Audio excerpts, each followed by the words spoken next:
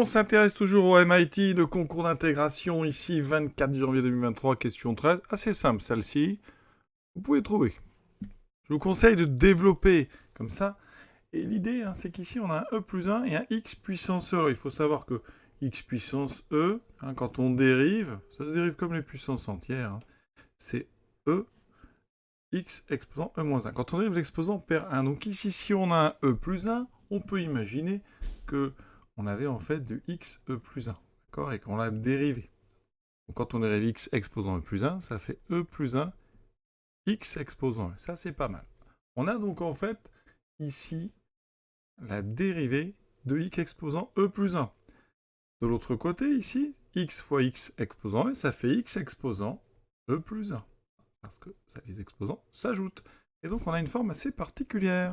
Et en appelant u de x, x exposant plus 1 et v de x exponentielle x, eh bien, notre ici expression, dans les parenthèses, ce n'est autre que u' v de x plus u de x v' de x. Et donc, c'est directement la dérivée du produit uv. Et donc, une primitive de cette somme, c'est tout simplement uv. Bien sûr, plus une constante pour les avoir toutes.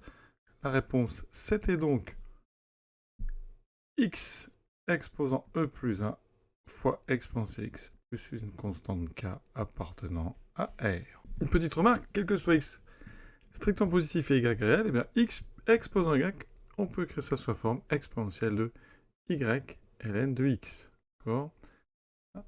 Et oui, le x doit être strictement positif pour que le ln existe. Et quand on dérive ça, eh c'est assez joli parce que ça va donner donc y, y est constant, ça fait y sur x, 1 sur x c'est la dérivée de ln, fois le même exponentiel, donc fois ceci.